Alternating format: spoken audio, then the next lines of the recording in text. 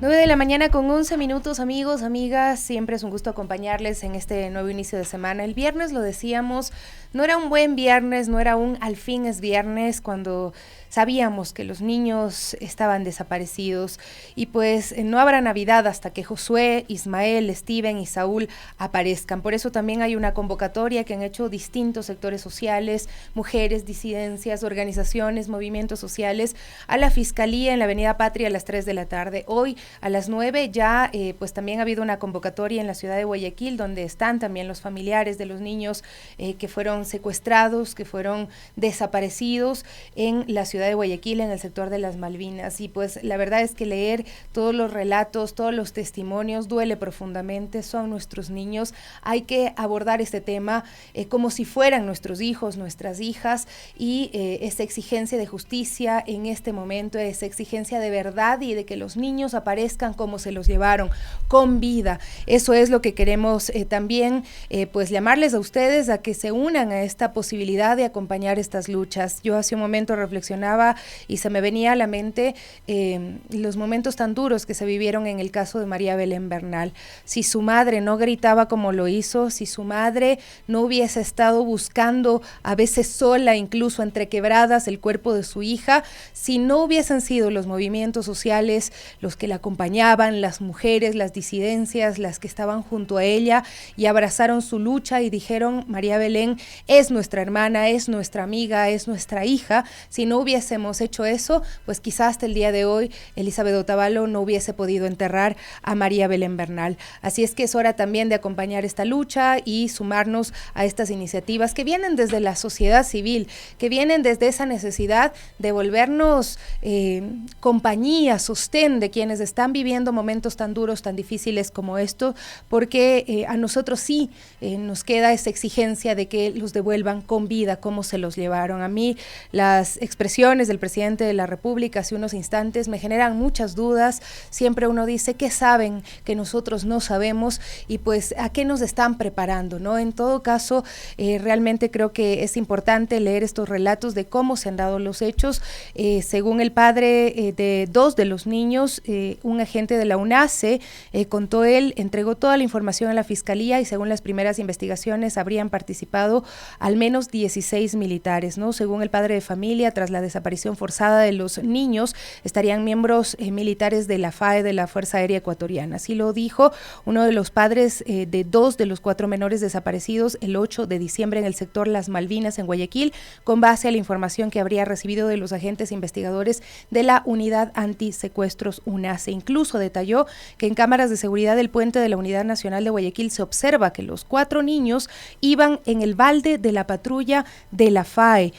Reiteró que recibió una llamada de uno de los menores al número de teléfono de la esposa y allí el hijo mayor le pidió ayuda. Ven, sálvame, papá. Este grito de auxilio fue pronunciado por un niño, tan solo un niño. El padre de familia, en una entrevista con Ecuavisa, contó que suplicó a la persona que le llamó que los tenga a sus hijos en su casa, pero le dijo que no podía hacerlo porque se iba a meter en problemas con la mafia. Sin embargo, el padre de los 2 menores de edad desaparecidos recibió 2 ubicaciones por teléfono, una de ellas a 26 kilómetros de la base de Taura y otra en una cercanía de una camaronera, ¿no? Los padres de familia avisaron al ECU y a la policía. Luego de este contacto telefónico, el hombre dio aviso al ECU y a la policía, quienes al llegar a esa ubicación no encontraron a los niños, y además recibió de vuelta una llamada del señor que se enteró ya que había llamado a la policía. ¿Cómo se enteró? Pues bueno, no sabemos, y le dijo que ella no podía hacer nada. Señaló que la policía intentó comunicarse con la persona que brindó la ubicación, pero no tuvieron respuesta. Sin embargo, el padre sí pudo comunicarse con el hombre, pero en esta ocasión la persona lo incriminó por dar aviso a la policía y le dijo que a los menores de edad se los había llevado la mafia. UNACE conoce del caso. En la entrevista el padre de familia señaló que desde el primer momento el caso estaría en conocimiento de la UNACE, quienes tienen fotos, ubicación en tiempo real y teléfonos. Además, un agente fiscal indicó al padre de familia un video donde se ve que aparentemente los niños fueron llevados por militares en una camioneta en medio de agresiones, y dicho funcionario de la fiscalía ya estaría tomando versiones a 2 de los uniformados vinculados. Uno se habría acogido al silencio y mandó a su abogado, mientras que otro tenía que rendir su declaración, ¿no?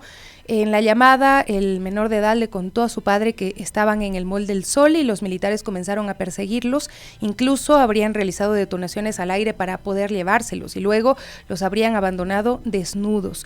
El agente de la UNACE cuenta, el padre entregó toda la información a la fiscalía y según las primeras indagaciones, pues habrían participado al menos 16 militares.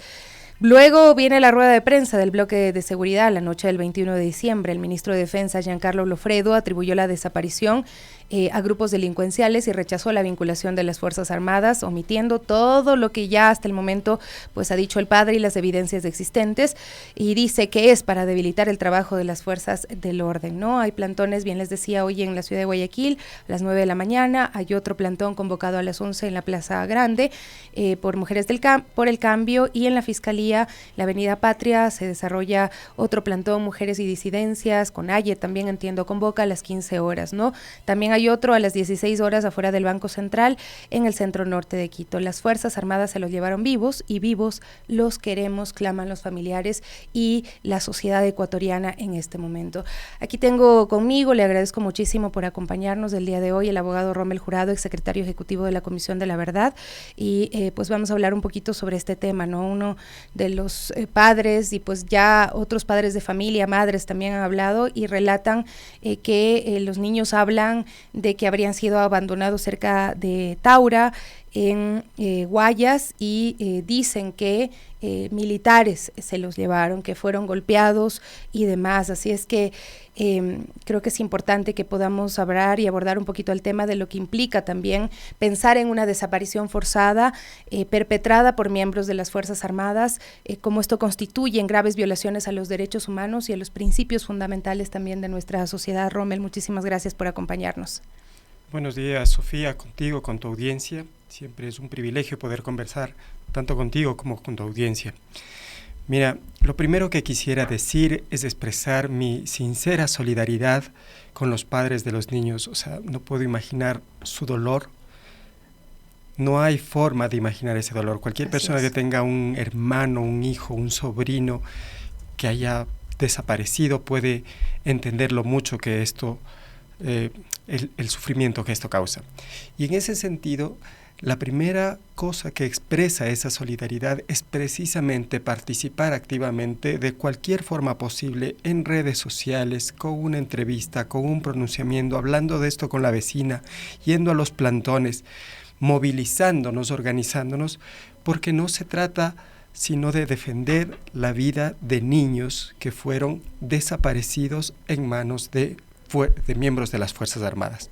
Esto no es tolerable, esto no se puede aceptar. ¿Y por qué no se puede aceptar? Porque nosotros, todos los ecuatorianos, con nuestros impuestos, con nuestros recursos naturales, contribuimos todos los días a financiar y a sostener las Fuerzas Armadas del Ecuador. Es con nuestro dinero que se da uniformes a los miembros de las Fuerzas Armadas, se les da armas, se les da educación, se les da autoridad, se les da rango, se les da beneficios, y se las damos precisamente para que cuiden nuestros derechos, para que hagan valer nuestros derechos. De ninguna manera les damos todos esos elementos para que usen sus fuerzas, sus armas, sus uniformes, su autoridad para violar los derechos de las personas y menos de niños inocentes. En ese sentido, esto es lo que configura una violación de derechos humanos, el uso abusivo e inadecuado de la autoridad y el poder del Estado en contra de ciudadanos inocentes, en contra de niños en este caso. Mira, Rommel, casos de uso excesivo de la fuerza, de desapariciones, ya se han venido escuchando desde esta declaratoria de conflicto armado interno en el país, es decir, desde el mes de enero. Tenemos el caso de Carlos Javier Vega, un chico que fue asesinado por militares, cuando iba a vender un perrito, ¿no? Y luego dicen como que fue un error. Ahí, ya desde el día viernes fue la audiencia de formulación de cargos por extralimitación en el uso de la fuerza en un acto. Voy a revisar la figura exactamente, ¿no? Pero bueno, en este caso se empieza ya a hablar de este tema también y de las responsabilidades que tienen los militares en sus actuaciones, ¿no? Y hay otros casos más que se vienen diciendo, pero como que la sociedad no reacciona hasta que no se trata de niños. Es que esto es lo más sorprendente de todo. ¿Cómo podemos pensar que niños van a ser atacados por militares, ¿no? Pero hay antecedentes de esto en el país. En el país ya ocurrió el caso de los hermanos Restrepo. Mira, quisiera hablar sobre todo del tema de la declaratoria de conflicto interno. Muchas organizaciones de derechos humanos dentro del país y muchas fuera del país, incluyendo a Human Rights Watch, han cuestionado la validez de la declaratoria de conflicto interno. Esto, declarar conflicto interno, equivale a decir que vivimos en un estado de guerra interno, que nos enfrentamos militarmente a grupos armados. Y lo que ha dicho Human Rights Watch y los organismos nacionales e internacionales de derechos humanos es que esto no se adapta a la realidad. Tenemos un gravísimo problema de inseguridad, motivado por la proliferación de delincuencia organizada, pero esto no significa un conflicto armado interno con grupos militares armados que están en confrontación permanente. Esta figura entonces usada por el presidente para supuestamente declararle la guerra a la delincuencia ha creado un escenario supremamente inusual y muy peligroso para la vigencia de los derechos humanos, porque se usa discrecionalmente estados de excepción y movilizaciones de las Fuerzas Armadas y autorizaciones para violar los derechos constitucionales que en un estado de normalidad no podrían usarse. Y además porque se organizan operativos sin respetar los protocolos de derechos humanos y de seguridad correspondientes. Es decir, se crea por esta declaratoria y por estas prácticas del conflicto armado interno o asociadas al conflicto armado interno, un escenario propicio para la violación de derechos humanos. Por otra parte, han existido serios cuestionamientos, no contra todos los miembros de las Fuerzas Armadas, pero contra algunos miembros de las Fuerzas Armadas que están recurrentemente usando o abusando de su poder y autoridad para violentar los derechos de los ciudadanos en un contexto de permanente impunidad y de respaldo de las altas autoridades del Estado. Mira, cuando yo fui secretario de la Comisión de la Verdad, una de las cosas más problemáticas que había que atender era que los miembros de las Fuerzas Armadas y de la policía que cometían graves violaciones de derechos humanos eran estimulados a cometerlas. Primero se les prometía indemnidad, luego se les daba compensaciones económicas e incluso se les daba ascensos por haber cometido esas graves violaciones de derechos humanos. Es decir, creaban un clima de violación de derechos humanos desde el Estado. Por lo tanto, estas expresiones del ministro de Defensa, señalando que las Fuerzas Armadas no tienen ninguna participación, es un discurso que promueve la impunidad y además es contradictorio con el discurso del militar que interviene, del almirante que interviene, que señala que efectivamente se va a establecer un tribunal militar disciplinario para investigar el hecho. O sea, no puede ser que el uno diga que no hay ninguna responsabilidad y el otro que va a establecer un tribunal de disciplina militar para sancionar las responsabilidades. Estas contradicciones evidencian que hay, por un lado, una voluntad de realizar impunidad, de posicionar el discurso de nosotros nada tuvimos que ver, nosotros no hicimos nada, las Fuerzas Armadas no hicieron nada, y por otro, a renglón seguido, un militar que tácitamente admite cierto grado de responsabilidad y que va a investigarla. Otra cosa que fomenta el discurso de la impunidad es esta declaración que ha hecho el comandante de la Policía Nacional respecto de que el caso supuestamente debe ser investigado por la Fiscalía de forma reservada. La Ley Orgánica de Transparencia y Acceso a la Información Pública, en el artículo 15, dice con toda claridad que cuando se trata de violaciones de derechos humanos no aplica la reserva de ley establecida en otras leyes, porque son violaciones de derechos humanos, es decir, es tomar el poder y la autoridad del Estado para usarlo en contra de los ciudadanos que precisamente sostienen y financian ese poder. Aún más preocupante me ha parecido también escuchar las últimas declaraciones del presidente de la República, quien después de 15 días pues fue informado o se enteró de lo que estaba pasando en el país, cuando desde el día 1 pues la UNACE, las unidades especializadas tenían ya los datos y se sabía que estaban involucrados miembros de las Fuerzas Armadas. Esto fue lo que dijo recientemente en una entrevista en un medio radial y que pues también podemos analizarlo, Rommel.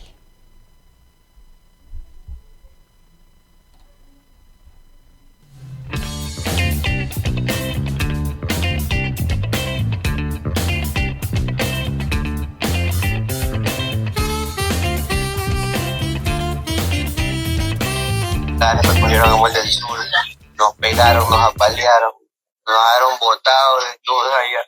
Pensaron mi papá. ¿Qué edad tiene su niño, el que lo llamó? Usted tiene dos niños.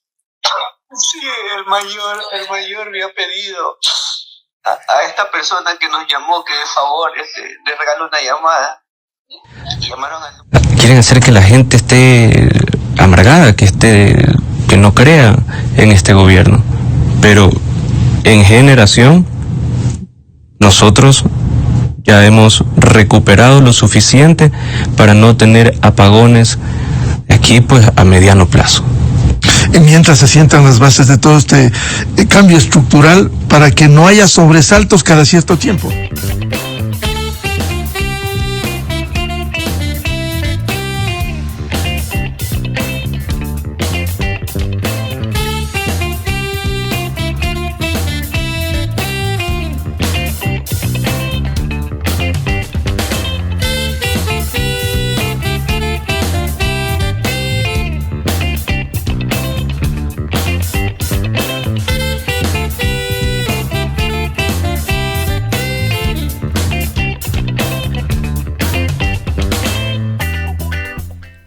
Bueno, básicamente mencionar que las declaraciones del presidente de la República hacían mención a que ha pedido pues que se los declare héroes nacionales, lo cual pues ni siquiera lo explica, no lo detalla. ¿Por qué la declaración? ¿Qué es lo que saben hasta el momento? No ha dado ninguna motivación a las palabras que ha expresado, más allá de decir que se está politizando el tema, ¿no? Y pues yo creo que aquí también cabe decir que la ciudadanía tiene que activarse en esto, todas, desde todos los sectores, desde todas las instituciones. Si es que no exigimos que estos niños aparezcan con vida, seguramente no va a haber todo el esfuerzo posible necesario para poder dar con su paradero. Mira, ya hemos dicho que las declaraciones del ministro de Defensa, del representante de las Fuerzas Armadas y del comandante general de la Policía han sido contradictorias, han sido inexactas, por ejemplo, con respecto a la reserva de la investigación. Claramente, si la investigación es pública, no se puede mantener reserva por tratarse de violaciones de derechos humanos. Ya hemos dicho también que han sido tardías esas intervenciones. Sin embargo, al parecer, por el movimiento social que se ha generado respecto de este caso, por el fuerte flujo de opiniones que circulan en redes sociales y por la activación incluso de medios de comunicación tradicionales que no estaban haciendo ninguna referencia a este caso hasta ayer, el presidente se ha pronunciado, pero lastimosamente su pronunciamiento no ha sido el que esperábamos. Necesitamos saber, todos los ecuatorianos, sobre todo los padres, dónde están los niños. Y necesitamos que los devuelvan vivos, porque así se los llevaron. Esa es la respuesta que esperábamos.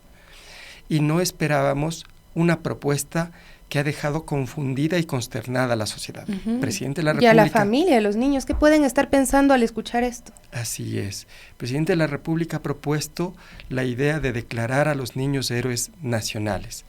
Yo he consultado la ley de reconocimiento a los héroes nacionales y en su artículo 1 dice esto: esta ley tiene por objeto establecer y regular el procedimiento para reconocer como héroes y heroínas nacionales a los ciudadanos y ciudadanas que hayan realizado actos únicos, verificables, de valor, solidaridad y entrega, más allá del comportamiento normal, esperando y del estricto cumplimiento del deber, aún a riesgo de su propia integridad, salvando vidas, protegiendo las instituciones establecidas por nuestra Constitución o defendiendo la dignidad, soberanía e integridad territorial del Estado.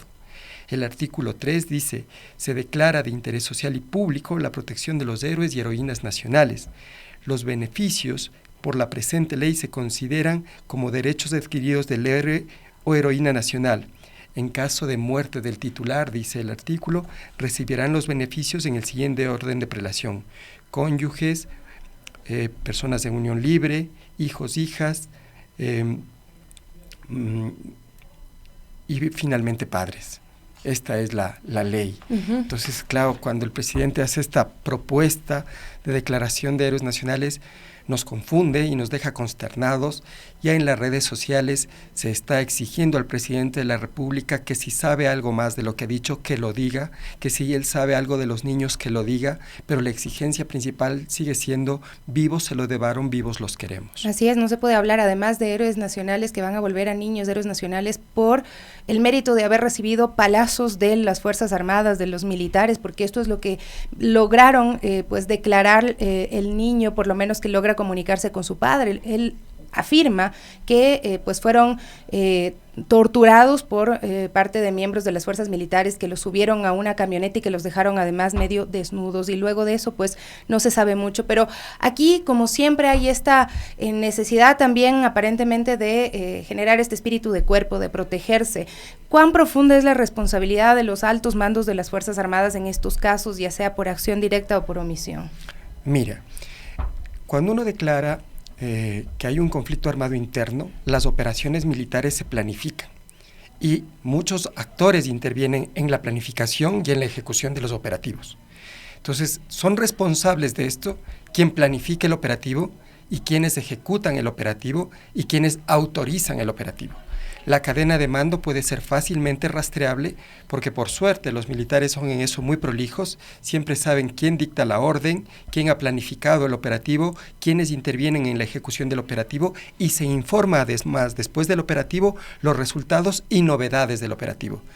Por lo que tengo entendido, ya la Fiscalía ha identificado, algunos dicen 16 y otros dicen al menos 10 militares que participaron activamente en el operativo y que tendrían algún grado de intervención directa respecto de la desaparición de los niños. Ahora también algo que dice el presidente, y entiendo que es su temor, es cómo se está afectando su credibilidad en materia de derechos humanos y también a nivel internacional. Hace unos días pues pensaba un poco en la figura del presidente, decía: el presidente cuida su imagen, que se vea bien en TikTok, que sus músculos se vean bien, pero su reputación en realidad no la ha cuidado mucho, ¿no? Que le ha importado poco invadir una embajada, por ejemplo, violar así convenciones internacionales. Y en este sentido, también cuando hablamos de la credibilidad en materia de derechos humanos, sienten que se puede ver afectada, pero no sé si es que en realidad les importa o luego verán la forma de cuidar su imagen y de hacerse ver ellos más bien como los que estuvieran realmente ayudando a estas familias. Mira, la imagen del presidente del Ecuador y la imagen del país mismo a nivel internacional y nacional también, en materia de derechos humanos está duramente cuestionada. Primero, porque han continuado las matanzas carcelarias que se venían produciendo desde el gobierno de Lenín Moreno y también en el gobierno de Lasso. Han continuado produciendo, es decir, siguen muriendo personas bajo custodia del Estado y de maneras tremendamente crueles. Por otro lado, hay un gran número de personas que han sufrido graves alteraciones y perjuicios a su salud e incluso la muerte por falta de atención. Es el caso de las dializadoras, ¿no? De las personas que son pacientes de diálisis. También hay una serie de detenciones ilegales que muchas veces son naturalizadas como combate a la delincuencia, pero que son detenciones ilegales o violaciones a los derechos de las personas. Ahora mismo se está investigando la existencia de un software espía destinado al espionaje de actores políticos. Eso se está investigando en la Asamblea. Y hay otra serie de violaciones de derechos humanos relacionadas a derechos económicos, sociales y culturales, como la salud y el empleo. Además, agravado por el tema de la situación de los apagones y la falta de diligencia en la resolución de este problema, con las consecuencias que tiene para el ejercicio de los derechos humanos y derechos comunes y de las personas. Todo esto hace que el caso de los niños desaparecidos en este gobierno, en el marco de un conflicto armado interno infundadamente declarado y cuestionado por organismos de derechos humanos constituye un severo cuestionamiento a la actitud y a la política que tiene el presidente de la República respecto de la protección y el derecho y la defensa de los derechos humanos. Este incumplimiento grave es un incumplimiento porque los derechos deben estar protegidos y si se violan hay un incumplimiento. Este incumplimiento grave, por lo menos en términos políticos, claro que es también un incumplimiento del presidente de la República, es una falla de su política de planificación de seguridad.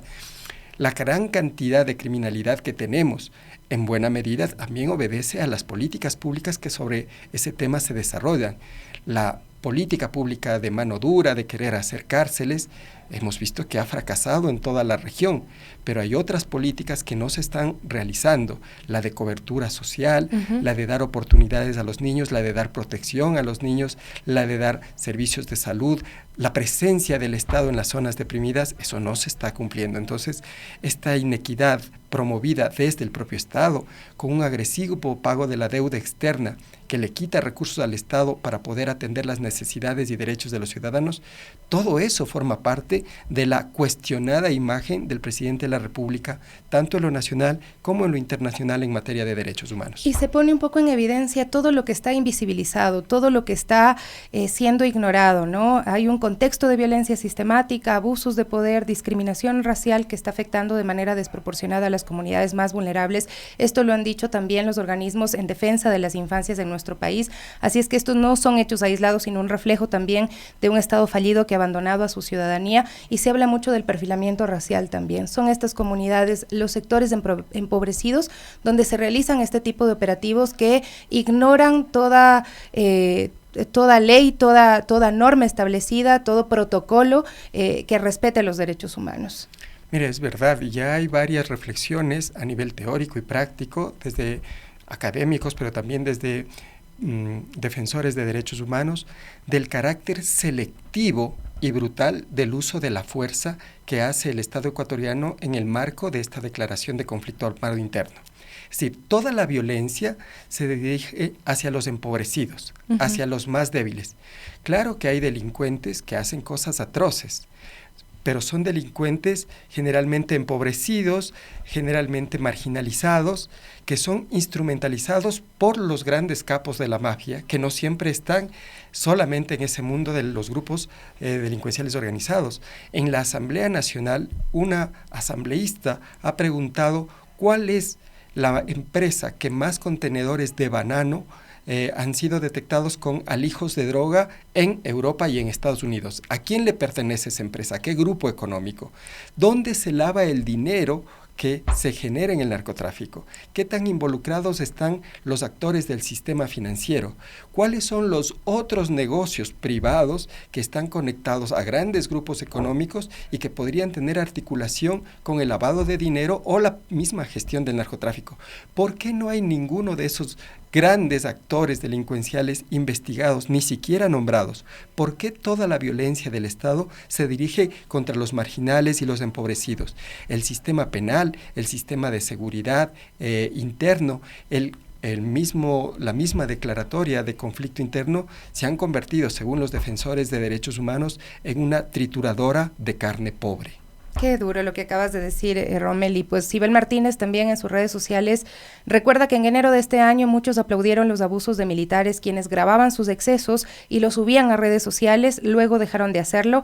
Algún iluminado, dice ella, les debe haber aconsejado no dejar evidencias, y pues solamente una muestra de sus abusos, consejos machistas que le dieron a un muchacho mientras que sonreía y respondía aterrado a sus preguntas, o cuando le obligaron a desollarse a un adolescente por llevar un tatuaje en el pecho, o el grupo de adolescentes a los que obligaron a golpearse entre sí, o el adolescente al que maquillaron y obligaron a comer verde crudo. Se advirtió que sacar a los militares a la calle no era una buena idea, que no estaban preparados, por lo que fuimos tildados de vendepatrias y terroristas. El tiempo nos ha dado la razón al lamentar la desaparición forzada de Josué, Ismael, Saúl y Steven, dice también Sibel Martínez con esas fotografías que son escalofriantes. Rommel, muchísimas gracias por acompañarnos el día de hoy.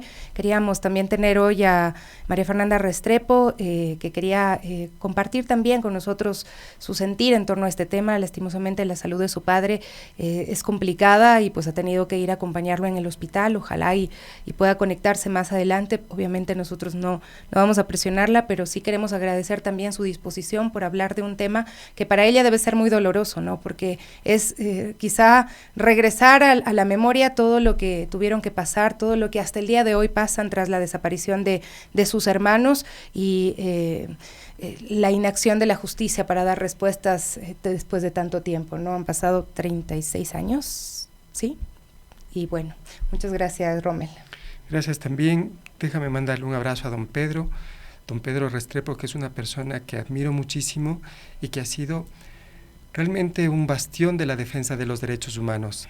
Es terrible el parecido que esto tiene con el caso de sus hijos y esperemos que el desenlace sea otro, que los niños que vuelvan con vida.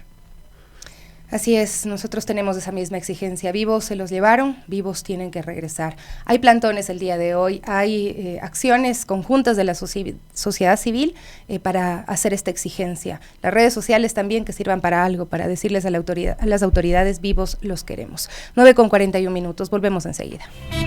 Amigos, estamos de regreso, son las 9:43. Nuevamente quiero reiterar ese saludo, ese abrazo muy fuerte a don Pedro Restrepo, a María Fernanda, que sabemos lo que están pasando en este momento y pues situaciones de la vida, ¿no? Que coinciden en este caso con la situación de estos niños, estos 4 niños de Guayaquil, los 4 de Guayaquil que están desaparecidos y que pues traen a la memoria lo ocurrido ya hace tanto tiempo ya con los hermanos Restrepo. Y pues veía en Guayaquil también artistas pintaron un mural con el rostro, con la figura de uno de los niños y con esta pregunta, ¿dónde están?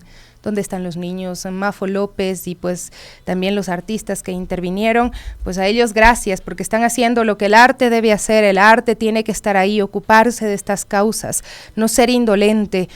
Adrián Ramírez y Drembon, la gestión de Mafo López, la Universidad de las Artes se ha pronunciado, otras universidades también, lo repasaremos seguramente más adelante. Pero ahora vamos a compartir con nuestra compañera Evelyn Caiza. Estamos pues sí a 2 días de la Navidad y las familias asisten al mercado mayorista del sur de Quito para realizar sus compras, ¿no? En el lugar existen ofertas, promociones para incrementar sus ventas durante este mes y los comerciantes están buscando dinamizar la economía y recuperar las pérdidas por los apagones y la crisis económica. ¿Cómo estás, Evelyn? Buenos días. Cuéntanos cuál es el ambiente en el mercado mayorista, qué nos dicen los vecis, las vecis, hay movimiento, hay ofertas, detállanos todo. ¿Qué tal, Sofía? Amigos, muy buenos días. Sí, el ambiente acá es de bastante felicidad y de las compras navideñas, como pueden ver, ya todo está decorado con la Navidad, pero también es un sabor amargo, ¿no? Acá se habla también de los pequeños niños de Guayaquil, no se deja de hablar del tema, los vecinos también hacen el llamado a mantenernos activos, a mencionarlos en redes sociales, a mencionarlos en los diferentes plantones, para recordarle al presidente que las familias no quieren héroes nacionales muertos, quieren a sus niños, quieren a sus hijos vivos y principalmente quieren a sus niños a salvo. Pero sí, lo que nos trae esta mañana al mercado mayorista es precisamente conversar con los vecis, con los comerciantes, con los caseritos para ver cómo ha ido la economía este año a propósito de los apagones, de la crisis económica y principalmente de que, bueno, a propósito de diciembre ya la gente sale un poquito más, ¿no? A comprar, a consumir, a preparar sus cenas navideñas también. Ya se puede ver acá las galletas, los caramelos, los pavitos y todo lo que se necesita. Yo ya voy a conversar con mi Bessy querida que ya está por acá, venga por acá. Mi señora, muy buenos días, ¿cómo está? Vemos ya de todo por acá, qué rico. ¿Listas ya para vender las canastas, los pavos? ¿Cómo les ha ido este diciembre en cuanto a la economía? Muy buenos días, pueblo ecuatoriano. Nos va súper bien a pesar de la crisis del país que mantenemos, pero nosotros somos acá firmes a la lucha y a seguir adelante, a no desabastecer el mercado mayorista, ya que es el punto de abastecimiento de productos de primera necesidad, ya que durante todo el año tenemos nosotros los productos en oferta, como es arroz, azúcar, atún, aceites y etcétera, etcétera. Vengan al mercado mayorista, señores tienderos, señora ama de casa, ya que aquí van a encontrar productos de primera necesidad a todo precio, al alcance de cada bolsillo de ustedes. Tenemos como es productos de la temporada también, como son galletas, caramelos, chocolates, en fin, para que a sus clientes los incentiven con los obsequios que aquí tenemos en el mercado mayorista. Mi Bessie, estábamos conversando y usted me contaba precisamente que en diciembre las ventas sí se incrementan un poquito. Vamos a realizar un balance. ¿Nos puede decir más o menos cuánto se vendió en octubre, en junio, en julio y cuánto se ha incrementado en diciembre? Un aproximado. Durante los 3 meses, digamos que a partir de la pandemia a nosotros nos ha azotado bastante en la situación económica, pero gracias a Dios vemos que primero, antes que lo económico, estamos con salud, estamos con vida y eso es lo que cuenta, porque el dinero aquí se queda y la salud y lo que tenemos aquí en el corazón llevamos.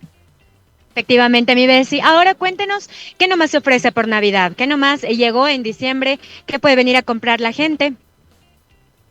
Lo que es la canasta básica, primeramente, no puede faltar nunca el arroz, el azúcar, el aceite, el atún, todo lo que implica en el consumo nacional.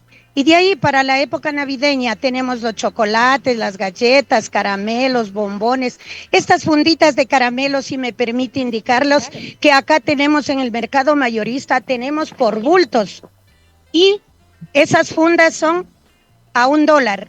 Entonces la gente prefiere ahorrar y venir acá porque aquí tenemos producto de primera necesidad con buen precio y fresquitos. Y por supuesto de calidad también, mi Bessie. Perfecto, muchísimas gracias. Vamos a conversar también con otro Bessie comerciante que está en su negocio. Mi Bessie, ¿cómo está? Muy buenos días. Usted de gala para recibir a los caseritos. No, muy buenos días. En primer lugar, agradeciendo su presencia. Verdaderamente nosotros aquí en el mercado mayorista estamos para atenderles a todas las personas que vengan aquí a abastecerse. La verdad que en este tiempo de crisis nos ha tocado un poco difícil, pero ha mejorado, mucho ha mejorado y veo que esperamos que todos los caseritos, las personas, los clientes vengan al mercado mayorista que tenemos de todo. ¿Cómo va el balance de ventas, digamos, en diciembre? Comentábamos que se han incrementado en diciembre siempre un poquito aprovechar debido a que los otros meses no estuvo tan bueno que digamos por los apagones, por la crisis. Sí, verdad, sí nos afectó por los apagones, pero casualmente este mes de diciembre por la temporada sí ha mejorado un 80% mejor. Ya. Un 80%, es decir, vamos a poner un ejemplo. ¿Usted cuánto vendió en junio, en julio, en agosto, los meses más álgidos? ¿Y cuánto está vendiendo aproximadamente en diciembre? Ya. En el mes de junio, julio, son meses en que la temporada no es alta, ¿no? Después viene la temporada de octubre, noviembre, diciembre, se subió un poco más, podría decir, como le digo, por decir, de acuerdo a las bodegas de abasto, por decir, nosotros vendíamos aproximadamente de 5,000 diarios. En este momento ya estamos en 8,000, ha subido, como le digo, un 80% más, entonces es 50% más. Y a pesar de ser lunes en la mañana y que el clima no está ayudando porque está chispeando un poquito, hay gente, se registra presencia de gente. ¿Qué es lo que la gente está comprando? Pudimos ver también que se llevan ya las verduras, las frutas para las ensaladas, los pavos. Claro. Exactamente, en la parte de la cuestión de tubérculos se ve las frutas. Nosotros tenemos acá la cuestión es, como usted ve, las galletas, los caramelos, los chocolates, las canastas. Los vinitos. Los vinos, claro, que no debe faltar con un pavo, ¿no? Entonces, obvio. Entonces, sí, estamos abastecidos durante el año y siempre hay promociones, que es lo importante. Tenemos las promociones que nosotros no dejamos de dar al cliente. Ok, mi Bessie, la invitación para que la gente venga, los caseritos vengan a consumir acá al mercado mayorista, que hay de todo, no hay desabastecimiento, al contrario, como nos gusta, ¿no? Bueno, bonito y barato. Las tres B. Estamos abastecidos, los invitamos a todos nuestros clientes de toda la provincia y de afuera que nos vengan y nos visiten y comprueben que estamos con buenos precios, como usted dijo, las 3B, bonito, bueno, bonito y barato. Estamos a la orden, por favor, esperemos que nos visiten y comprueben y se den cuenta que estamos con precios baratísimos. Ok, mi vecinito, muchísimas gracias a usted y que les vaya excelente y espectacular en estos 2 días que ya es la cena, ¿no? El martes ya es la cenita navideña. Vamos a conversar también con la autoridad del mercado para que nos comente ya un poquito más de cifras. Marco, buenos días, por favor, si nos acompaña por acá. ¿Cómo está? ¿Qué tal? ¿Todo bien? ¿Ya listo para la cena comprando los productos en el mayorista? Eso sí, ya listos para la cena, estamos a muy pocos días. Invitarles a la ciudadanía que vengan al mercado, que estamos abastecidos completamente. Tenemos lo que son verduras, frutas para las ensaladas. No tengan miedo de venir al mercado, disfrutemos la Navidad y que próximamente la fiesta de fin de año. ¿Cuáles son las novedades, las promociones, las ofertas que el mercado mayorista ofrece? Como promociones tenemos lo que es en la zona de abastos, ¿no? Tenemos también en esta época, se ha venido haciendo una feria de arroz que para ayudar a los productores mismos a que comiencen a vender más. En la sección de lo que son verduras y legumbres tenemos también algunas promociones dependiendo la de temporada de los productos. Marco, finalmente, ¿ustedes han implementado alguna estrategia, alguna, no sé, oferta para que, digamos, en diciembre se incremente la venta y se recupere un poco lo que los vecinos nos comentaban, que a lo largo del año estuvo un poco bajo? Sí, estamos tratando de crear nuevas ferias en el mes de diciembre, más que todo para esto del comercio, ya que ha habido nuevas ferias a nivel de toda la ciudad de Quito, entonces también nosotros repotenciando el mercado mayorista. Sí, muchísimas gracias. Bueno, como ya pudieron escuchar, pues la invitación está hecha, vengan al mayorista a hacer sus compras, frutas, verduras, galletas, licores, bebidas y todo lo que necesiten para la cenita navideña o para compartir un momento en familia. Eso es lo que les podemos comentar desde el mercado mayorista. Continúan ustedes en estudios. Muchísimas gracias, Evelyn. Qué bueno ver que hay actividad, que la gente también, pues, a pesar de todo, también tiene esa esperanza de que esta época le permita recabar un poco ingresos, pues, para sostenerse ya en los meses de enero, febrero, que suelen ser como meses más bajos en lo que tiene que ver a ventas. Son las 9:54 y bueno, vamos a hablar de otro tema que también en estas épocas se incrementa el tema de siniestralidad en las vías. La seguridad vial es una responsabilidad compartida, hay que recordarlo, que nos involucra a todos, a todas, ya sea como peatones, como ciclistas, conductores o pasajeros. Y para reflexionar sobre cómo podemos construir un entorno vial más seguro, contamos hoy con Edison Fernando Minango Márquez, tecnólogo en planificación y gestión del transporte, y Jorge Luis Cordiglia, magíster en seguridad vial, que él nos acompaña vía telemática y desde Argentina también, ¿no? En este proyecto y esta necesidad de hablar de seguridad vial, de construir vías más pacíficas. Así es que bienvenidos, muchísimas gracias por acompañarnos el día de hoy. Bueno, sí, primero preguntar por qué durante estas fechas es que se incrementa tanto la siniestralidad y pues enfrentamos estos momentos de tensión en las vías que a ratos no dan ni ganas de salir. ¿Cómo está? Muy buenos días. Jorge, ¿qué tal? Buen día. Ahí está Jorge también. Buenos días. Buenos días. Qué gusto saludarle. Voy a empezar acá con Edison Fernando, porque bueno, quiero que me cuente lo que ha visto un poquito del ambiente acá en estos días previos a la Navidad y fin de año. O sea, por los días festivos obviamente se va a incrementar, como veníamos diciendo hace un momento, las compras, el estrés de la gente, el flujo vehicular aumenta por lo que salen de compras, utilizan sus carros privados, ya no utilizan el transporte público.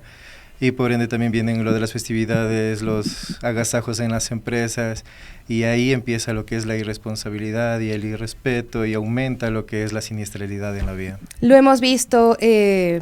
Vamos ahora a Argentina. Jorge Luis, gracias por acompañarnos. Bueno, frente a esto, ¿qué herramientas o estrategias se pueden utilizar para sensibilizar a la comunidad sobre la importancia de respetar las normas de seguridad vial y convivir más pacíficamente en las vías? Qué buena pregunta y qué compleja a su vez, ¿no? Creo que tal como decía Fernando, y ocurre en todos los países por igual, llegan estos momentos, estas fiestas, y todo el mundo sale a hacer lo que no hizo o podría haber hecho, supongamos, en esta última semana. Salir de compras, los últimos regalos, los últimos compromisos y demás. Esa irrespetuosidad, por supuesto, que comparto absolutamente la idea y la pregunta. Es común en la mayoría de los países latinos, y bueno, juntamente con Fernando, y a pesar de que nos conocemos por este medio, hemos hablado más que si fuéramos amigos y estuviéramos viviendo a media cuadra de una casa de otro. Hemos compartido y hemos entendido que hay que hacer algo, y este es el momento de comenzar. Estas fechas tan especiales, que después del 24, el brindis, la salida, ir a visitar amigos, ya con un poco de alcohol encima, con algún brindis ya realizado o cenado, empiezan a implicar riesgos que muchas veces Si bien él o yo lo analizamos en cuanto a que los fines de semana ocurre con bastante frecuencia, esto para esta fecha se potencia y de una manera muy importante. Creo que la responsabilidad, la empatía, el respeto, la solidaridad son las palabras claves respecto de el tránsito desde mí hacia el resto. Me tengo que cuidar yo y tengo que cuidar al resto. En segunda instancia, la empatía, porque no todo el mundo va a estar festejando, hay gente que va a estar trabajando, hay gente que va a estar yendo a visitar a alguien que no se puede movilizar y por una irresponsabilidad manifiesta al momento de consumir algún tipo de alcohol y salir a conducir, es que no tengo esa empatía, no tengo esa responsabilidad, no tengo ese respeto fundamentalmente que tenemos que tenernos entre todos al momento de conducir y hacer uso de la vía pública. Pero ¿qué o cuáles son los principales errores o comportamientos que los ciudadanos deben evitar también como usuarios en la vía, Fernando? Si nos puedes comentar un poco qué es lo que han analizado en estos contextos también latinoamericanos, porque también ahí quiero trasladarme a esto de cómo somos nuestra idiosincrasia, porque sí es cierto que uno ve a veces las imágenes de Europa, de ciertos países, quizá no de todos, pero como que Suiza, y ves que la gente respeta las normas de tránsito, le brinda el paso a los peatones, y acá esto es muy difícil de que ocurra, ¿no? Entonces también, ¿cuáles son los principales errores y los comportamientos que los ciudadanos deben evitar como usuarios de las vías? La agresividad. Es lo que prima hoy en día en la sociedad. Entonces, es bueno manejar la inteligencia emocional, tanto del peatón como del conductor, que son los dos factores. Debemos entender que el factor humano es el más importante. Entonces, depende de nosotros el bajar la siniestralidad en las vías, el de no provocar algún accidente como peatón o como conductor. Ese es el principal factor. De ahí trabajando en lo que son los valores, el respeto, el ser responsables de nuestros actos, el de visualizar que a futuro si tomo esta acción puedo provocar este resultado. Es de trabajar lo que es la educación vial, la concienciación de la educación vial mediante los valores, tener un enfoque de lo que es realmente la seguridad vial. Por eso es lo que en otros países tienen su cultura vial. Es algo que nos falta trabajar aquí en el Ecuador para poder fomentar esta cultura.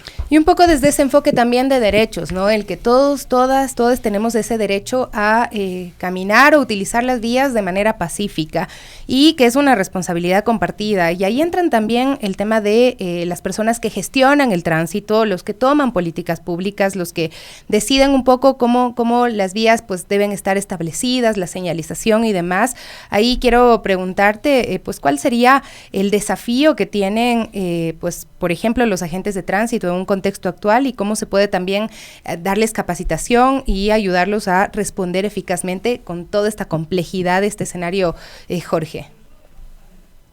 Bien, estaba esperando a ver a quién designabas la pregunta. A ti, Jorge. Bueno, sí, las personas que gestionan el tránsito, también, ¿qué deben saber?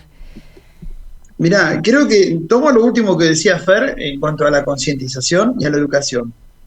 Ahora, acá tenemos dos lados del tema, en el cual uno es quien está circulando y en otro lado quien está controlando o haciendo el control, sea policía, sea inspector agente de tránsito, quien controla. Hay una cuestión humana que hace que cuando a uno lo van a controlar, uno ya inmediatamente mal predispone, sería la palabra, a ser controlado. Y a pesar de que uno viene con toda la documentación o las condiciones que tiene que traer para circular, a uno le molesta eso. Cuando lo que tienen que entender, quien hace las cosas bien, es que los están cuidando, no los están molestando, fundamentalmente. Entonces, voy ahí a la parte cuando hablabas de capacitación y perfeccionamiento del agente o policía de tránsito, es fundamental también. Si a uno lo van a parar en un control, y es un control rápido y efectivo y sigue, y uno se siente cuidado por el agente, por el policía, quien como se denomine, uno empieza a creer nuevamente en esos valores de que nos están cuidando y de que nos están ayudando a que esto mejore. Ahora, si uno al revés no tiene la documentación o no tiene la capacidad en ese momento, porque, por ejemplo, para estas fechas consumió alcohol, no tendría que estar en la vía pública, no tendría que estar circulando, porque lejos de que le va a estar faltando el respeto a quien comparte, como bien decías vos, la vía pública, sea en una moto, sea caminando como peatón o como sea, le está faltando el respeto y lo está poniendo en un peligro gravísimo. También le está faltando el respeto a la gente que está trabajando, controlando que esas situaciones no ocurran. Entonces, pienso que desde la empatía y la concientización del usuario de la vía pública y desde la capacitación y la actualización permanente de los agentes de tránsito, se puede hacer un gran trabajo para responder a toda esta demanda que, insisto, es latina, no es propia ni de Ecuador ni de Argentina, es latina, y que va a esa tendencia. Y si me permitís, hago una acotación muy chiquitita. Claro. Siempre se toma de referencia a Suecia, a Suiza, a países que son de una superficie que quizás es una provincia de nuestro país o del de ustedes, que tiene un trabajo de años, por supuesto. Esto no es que arranca porque alguien salga a controlar, se solucionó el tema. Esto viene, y lo hemos hablado mucho, y es el trabajo que queremos hacer de alguna manera, o comenzar a hacer con Fernando. Esto tiene que nacer desde el preescolar, esa educación, esa concientización que sería educación vial puntualmente, donde tenemos que naturalizar que una persona se suba a un vehículo, un niño se suba a un vehículo y sepa que tiene que ir sentado atrás, que tiene que tener un cinto colocado, que si se sube a una moto tiene que tener un casco colocado, que no pueden ir muchas personas sobre una moto, y un montón de temas que tenemos que hacer que el niño lo vaya naturalizando para que después no se convierta en una carga que un agente de tránsito tiene que terminar sancionando, ¿sí? Pienso que arrancamos de ahí. Es importantísimo pensar en los niños, en las niñas, en las infancias, ¿no? Pero ¿cuáles son las estrategias? ¿Cómo se les da ese mensaje en colegios, en comunidades, para formar a ciudadanos más responsables en las vías, Fernando? ¿Qué elementos tú crees que servirían para que el mensaje realmente sea un aprendizaje significativo? Como mencionaba Jorge, es empezar con los niños, ¿no? Que ellos son los que están absorbiendo todo el conocimiento, y sería de indicarles que la acera es exclusiva del peatón, la calzada es para los vehículos, lo que es un cruce cebra, lo que es un semáforo en rojo, en verde o en amarillo, para que ellos ya vayan familiarizándose con lo que es una buena seguridad, y en adultos puedan ser responsables y respetuosos ante estas señales. La solidaridad, la empatía de igual manera con los demás actores viales. Esta sería una de las estrategias de fomentar este tipo de valores, esta educación en los niños. Y en las escuelas de capacitación, en las escuelas de conducción, también fomentar que se arraigue más este tipo de situaciones a los conductores, a que haya un manejo de inteligencia emocional, ya que hoy en día premia, como había indicado anteriormente, la agresividad del conductor. Precisamente, ¿no? Quería irme, hablamos de los niños y niñas que están recién aprendiendo, pero se supone que los que ya están en las vías, los transportistas, los conductores profesionales, la persona que tiene su licencia, ya participó de una formación, ¿no? Entonces, con ellos, ¿cómo hacemos, Jorge? ¿Qué les decimos? ¿Cómo construimos también ya sobre la base de lo que está aprendido y que a veces no se quiere desaprender? Creo que lamentablemente hoy por hoy tenemos que caer en un control bastante severo y exhaustivo, porque si ya una persona, y no me voy muy lejos, no me voy a muy adulto, sino una persona de 20, 25 años, no entendió que el cinturón se lo tiene que colocar, pero para cuidarse él, no porque tiene que cumplir con una norma, que el casco lo tiene que llevar colocado para cuidarse él, no porque el inspector le va a hacer sino una sanción. Y todo ese tema, de esa cantidad de temas que se toman, y hasta a veces se comete la barbaridad de decir que es una cuestión recaudatoria o que es para juntar plata, me parece absolutamente no solo poco serio, sino bastante irresponsable,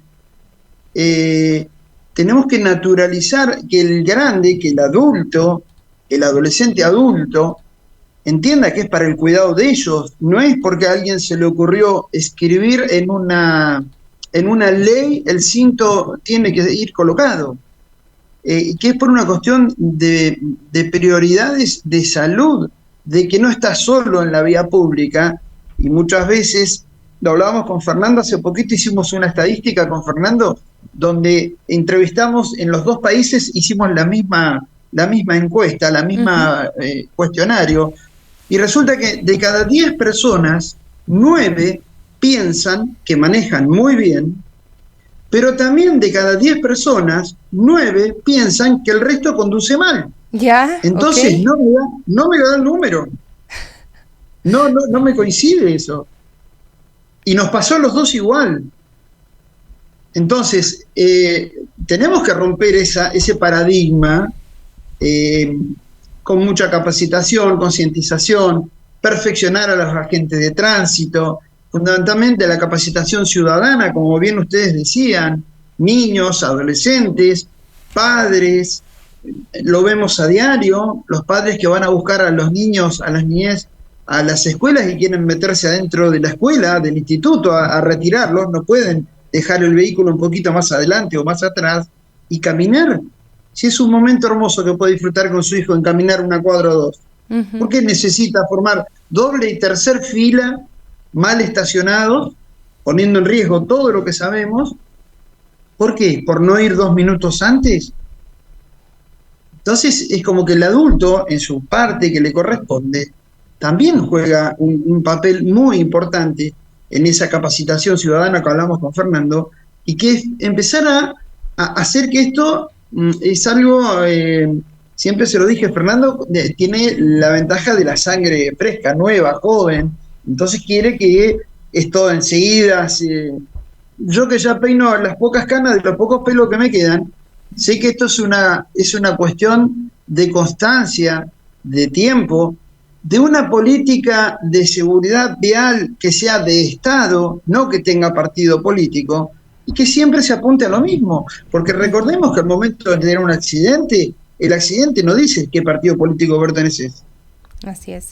Y acá en nuestro país, Jorge, lamentamos más de 2,000 vidas perdidas cada año en el sitio del siniestro de tránsito, y pues muchas otras ya en las salas de los hospitales, personas que enfrentan discapacidades. Acá conocemos de cerca una fundación que trabaja con personas con amputaciones, y el 90% tienen que ver con siniestros viales, así es que no es un tema menor, es un tema que nos debe convocar y que deben hacernos plantear esto, ¿no? También esta autocrítica, porque ¿cómo es posible que pensemos que conducimos de maravilla 9 de cada 10 y pues sin embargo pensemos que el resto conduce mal, ¿no? Entonces, ¿dónde está nuestra autocrítica y nuestra necesidad también de fomentar estos espacios más seguros? Jorge, muchísimas gracias por acompañarnos. Fernando, no, también muchísimas gracias por estar hoy aquí. Creo que es importante dialogar de tanto en tanto sobre estos temas y hacer que el mensaje de a poquito pues vaya calando también, ¿no? Hubo un momento en el que en el país nadie quería usar cinturón de seguridad. A día de hoy la gente por lo menos ya sabe que tiene que ponerse su cinturón de seguridad, no tanto por la multa, sino por la necesidad de pues tener alguna protección en caso de un siniestro vial. Así es que muchas gracias, Jorge, un buen día para ti. Gracias a ustedes y siempre a disposición. Fernando, lo mismo, que tenga un buen día. También. Vamos a hacer una pausa, enseguida regresamos con más. Queremos retomar la situación de los niños desaparecidos, los 4 de Guayaquil, como también a día de hoy desde las redes sociales se exige esta presión, ¿no? Por ellos es necesario esta exigencia de justicia, y quisiera que escuchemos pues uno de los padres de los 4 niños que desaparecieron en el sur de Guayaquil, que los militares se los llevaron. Relata precisamente la llamada de un sujeto no identificado señalando que los niños habían sido abandonados en Taura. Escuchemos pues cuál era su reclamo y el testimonio que dio también a un medio nacional. De mi esposa, y ahí él nos dijo todo. Yo le pregunté, pero mi hijo, ¿con quién nomás está? Está aquí Josué, me dice, está Nemía, está Steven, estoy yo, me dice. Papá, ven, sálvame, me dice. Yo digo, pero hijo, ¿cómo si estás por allá? Me dice, papá, los militares nos cogieron, dice Muel del Sur. no estábamos haciendo nada, dice. Se bajaron como locos, nos persiguieron, hicieron disparos al aire. Nos maltrataron y nos llevaron y nos dejaron botados por allá desnudos.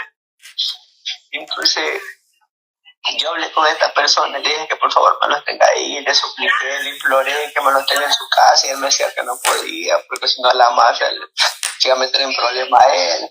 Esa voz que los llamó era voz masculina, femenina. Es de hombre, ya la UNACE sabe todo. Yo a ellos le di las pruebas, le di la foto, le di número, ubicación que me envió él en tiempo real, tiempo actual. Los dejaron cerca de la base de Taura. La ubicación que mandaron daba uno en el 26 en tiempo real y la otra daba en el pueblo adentro por unas camaroneras. Y cuando yo llamé para que me ayuden al EQ 911 y todo, llegaron al punto, pero cuando llegaron no encontraron a los menores. Llegaron al punto del 26. Sí, allá donde yo les envié la ubicación que estaban mis hijos. Llegó la policía ese mismo día, pero no los encontraron. Y este sujeto que había llamado no les contestaba el celular que yo le había pasado allá a la policía. Y entonces yo desesperado, como me llaman, que no lo encontraron. Yo, ¿cómo así? Si ahorita ya hablé con mi hijo. Y llamo a este sujeto de nuevo y él me contesta y me dice, eres como la tal, me dice, ¿por qué mandaste a la policía? Dice, no es que casi me dejaste a coger preso a mí, me dice, ya vino la mafia y se lo llevó eso, tal. Desde ahí ya no he sabido nada de mis hijos. Estamos día 12 y no he sabido nada. La UNACE, que ha venido investigando el caso de los 4 menores desaparecidos, él nos ha venido informando paso a paso lo que ha venido pasando en el caso. Uh-huh. Él nos afirmó el segundo día que él había revisado las cámaras de vigilancia del EQ 911 y ahí se ve que efectivamente los miembros militares de la FAE se llevan los 4 menores e incluso revisa las cámaras del puente de la Unidad Nacional y los niños van atrás en la patrulla de la FAE. Ellos se los llevaron. Ya han encontrado parte vestimenta de los vivos se los llevaron y vivos tienen que regresar. Esa es la exigencia de todo un país en este momento. Y pues después de 13 días de la desaparición de los niños en el sector de las Malvinas, pues ayer el bloque de seguridad se pronunció, grabaron un video, no hicieron una rueda de prensa, no han dado declaraciones ni respuestas a las preguntas que pueden tener los periodistas o los padres de los niños. Y el ministro Lofredo atribuyó la desaparición a grupos delincuenciales, rechazó la vinculación de las Fuerzas Armadas con los hechos. Dijo que era para debilitar el trabajo de las fuerzas del orden ecuatorianos. Compartimos con ustedes el mismo sentimiento de indignación y preocupación ante la desaparición de los 4 menores de edad en la provincia de Guayas por parte de grupos delincuenciales, ¿no? Ahí ya deja de lado la participación de los militares. Esto fue lo que dijo en este video en el que apareció acompañado del alto mando militar y policial, así como por la ministra del Interior, Mónica Palencia, y el ministro de Gobierno, José de la Gasca, mientras que desde los militares pues se dijo que se ha conformado un tribunal de disciplina y se sabe que hay involucrados y que también han sido llamados a declarar porque vivos se los llevaron y repetimos, vivos los tienen que devolver. A esta hora en Guayaquil, los familiares junto a organizaciones pues están realizando ya un plantón. Tenemos las imágenes de lo que es esta exigencia. Han ido a la Fiscalía de la Merced. Precisamente lo que están pidiendo es que no salga de Guayaquil esta causa para que puedan darle seguimiento los familiares y las organizaciones de derechos humanos. Es un número importante de personas que han decidido autoconvocarse para acompañar a los padres de familia en esta exigencia. Si no estamos todos, si no estamos todas en esta exigencia de verdad, de transparencia en las investigaciones y en la búsqueda, en la presión por la búsqueda de estos niños, no van a aparecer. Les digo, recordemos el caso de María Belén Bernal. Si es que Elizabeth Otavalo no deja de todos los días decir dónde está María Belén durante esos 10 días, pues acá han pasado ya 15 días de la desaparición de estos niños y recién las autoridades se acuerdan que hay 4 niños desaparecidos porque son niños que viven en zonas empobrecidas, porque son niños que enfrentan circunstancias muchas veces de abandono estatal, ¿no? Así es que por favor, creo que es necesaria e importante esta exigencia de que todos y todas puedan estar y puedan acompañar estas luchas, estas marchas, movilizaciones que vienen desde la sociedad civil. Es verdad que están convocados desde los movimientos, desde las organizaciones sociales, autoconvocados los ciudadanos y ciudadanas, porque hay que tratar y abordar esta circunstancia como pensando en nuestros niños, como si fueran nuestros hijos, nuestras hijas, que un día simplemente a unos militares se les ocurre subirlos a el balde de un camión, golpearlos, abandonarlos en algún lugar lejano donde van a correr el riesgo de pues no regresar, ¿no? Porque bueno, esto es lo que se sabe, esto es lo que se dice, pero ¿qué más hay detrás de este caso? Las investigaciones tienen que ser realmente muy profundas para poder dar con el paradero de estos niños. Y además, nuevamente el gobierno está hablando de que las bandas delincuenciales se los llevan a los niños y nos están diciendo en la cara que no han hecho nada para solucionar todo lo que se supone que se debía solucionar con esta declaratoria del conflicto interno armado, con la consulta popular que se robó del presupuesto, bueno, que tomó del presupuesto 60 millones de dólares. En realidad, nos están diciendo que nada de lo que han hecho, que el plan Fénix no está funcionando y que estamos a merced de que cualquiera venga y se lleve a nuestros niños. De una u de otra forma, pues nos están diciendo que el Estado pues no está actuando de forma eficiente y que el Estado es responsable de la vulnerabilidad que están enfrentando hoy por hoy estos niños, de las circunstancias que no sabemos que estarán enfrentando. ¿Cómo puede estar un niño de 11 años, un niño de 15, de 14 años, asustado completamente con ese grito de auxilio con el que le pedían a su padre, ven, sálvame, por favor? Estas palabras, por favor, que nos salgan también de nuestras mentes y ese ven, sálvame, que sea el llamado a la sociedad ecuatoriana para no olvidar y acompañar esta lucha de los 4 o por los 4 de Guayaquil.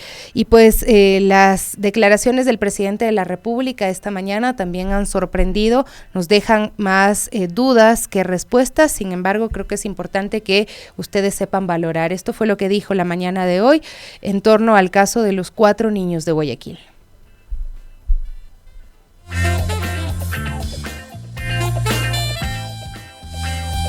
Más he sugerido a una comisión de que los 4 chicos sean considerados como héroes nacionales también y se analice la situación. Esto de acá no podemos caer en las provocaciones en este momento de la oposición que quiere llevarlo como si fuese un crimen de Estado. Esto está en investigación y nosotros mismos somos los que estamos participando activamente y colaborando para que exista justicia. Lo que pasa es que tenemos muchas dudas porque cuando la policía se investiga a sí misma, pues no pasa nada. Cuando los militares se investigan a sí mismos, no pasa nada. Ahí el trabajo que tiene ahora mismo la Fiscalía es muy importante. En sus manos están todos los elementos como para poder decirle tanto a los padres como a la sociedad ecuatoriana dónde están los niños, los 4 de Guayaquil. Vivos se los llevaron, vivos tienen que regresar. Recuerden que hoy se realizarán plantones acá en la capital a las 3 y 4 de la tarde. Entiendo que a las 11 también hay una convocatoria que se ha efectuado pues para apoyar esta causa a las 11 de la mañana en la Plaza Grande frente al Palacio de Carondelet. Y a las 3 de la tarde, creo que esta es como la más grande que se ha convocado, ¿no? En la Fiscalía, en la Avenida Patria, se desarrollará un plantón también convocado por organizaciones sociales, y hay un tercero a las 16 horas afuera del Banco Central en el centro norte de Quito. Ojalá y se pudieran unificar más bien estas convocatorias y se pueda tener este respaldo ciudadano también a estos padres, ¿no? Que están exigiendo lo que cualquiera de nosotros exigiría, que nos devuelvan a nuestros hijos. Un abrazo fuerte, amigos, ya nos despedimos, estaremos pendientes de este caso, estaremos compartiendo los detalles de todo lo que ocurra en este día y esta presión ciudadana también, que esperemos que genere respuestas, pero respuestas las que queremos tener, dónde están los niños y sobre todo saber que están vivos. Un abrazo para ustedes.